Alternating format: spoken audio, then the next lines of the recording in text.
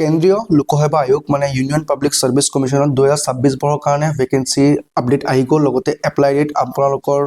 আৰম্ভ হৈ গৈছে আবেদন প্ৰক্ৰিয়া ষ্টাৰ্ট হৈ গ'ল যোৱাকালি পৰা আবেদন প্ৰক্ৰিয়া ষ্টাৰ্ট হৈছে গতিকে ইয়াত কোনে কোনে এপ্লাই কৰিব পাৰিব লগতে সাৰ্ভিস কি দিছে পোষ্ট কিটা কেনেকুৱা ধৰণৰ হয় সকলোখিনি সবিশেষ আমি ভিডিঅ ডিসকাস কৰিম লগতে এডুকেশন কোৱালিফিকেশন স্যালাৰি ষ্ট্ৰাকচাৰ সকলোখিনি আপোনালোকক এই ভিডিঅ ডিসকাস কৰিম সো আহক দেৰি নকৰি আজি ভিডিঅটো আমি আৰম্ভ কৰো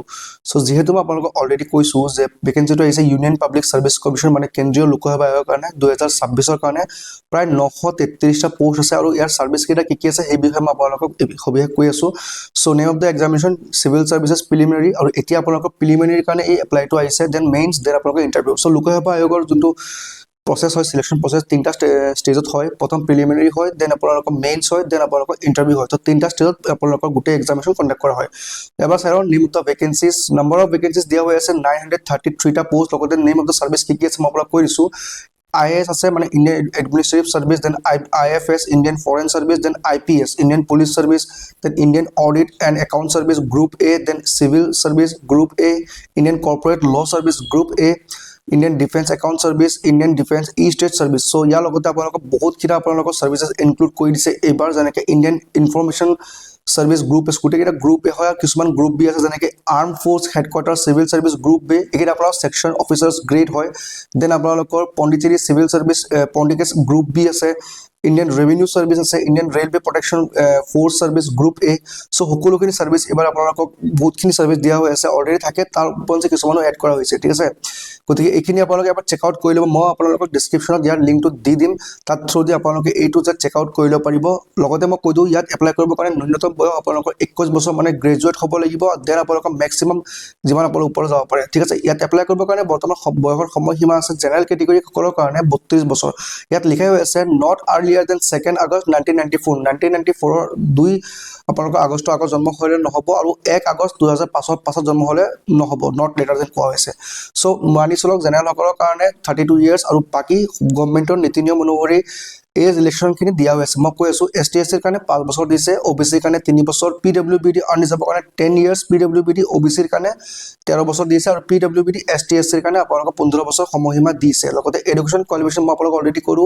a candidate must hold a degree of any of the universities incorporated মানে আপোনালোকৰ আৰ্টস কমাৰ্চ সায়েন্স জৰে হক জাস্ট আপোনালোকে ডিগ্ৰী পাস কৰিব লাগে ইয়াত এপ্লাই কৰিবৰ কাৰণে ঠিক আছে হেখিনি এপ্লাই কৰি ডিগ্ৰী পাস কৰি ৰাখিলে আপোনালোকে এপ্লাই কৰিব পাৰিব লগতে কি আছে appearing candidate who have appeared in qualifying examination for the passing of which with render education qualification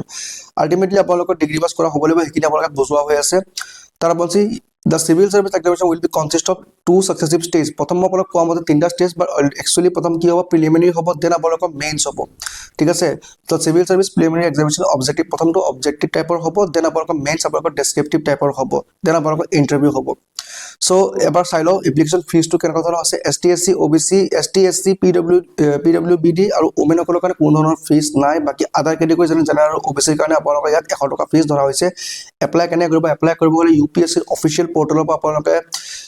apply কৰিব লাগিব জাস্ট ইজিলি আপোনাক মই তো লিংক দি দিম আপোনালোকে তাত থৈ দি আপোনালোকে এপ্লাই কৰিব পাৰিব যদি কোনোবাই খোজে আমাৰ থৈ এপ্লাই কৰিব কাৰণে আমাৰ থৈ এপ্লাই কৰিব পাৰিব মই স্ক্ৰীনৰ নম্বৰ শেয়াৰ কৰি দিম সো UPSC পোৰ্টেলত যোৱা বছৰ আপোনালোকে নিজৰ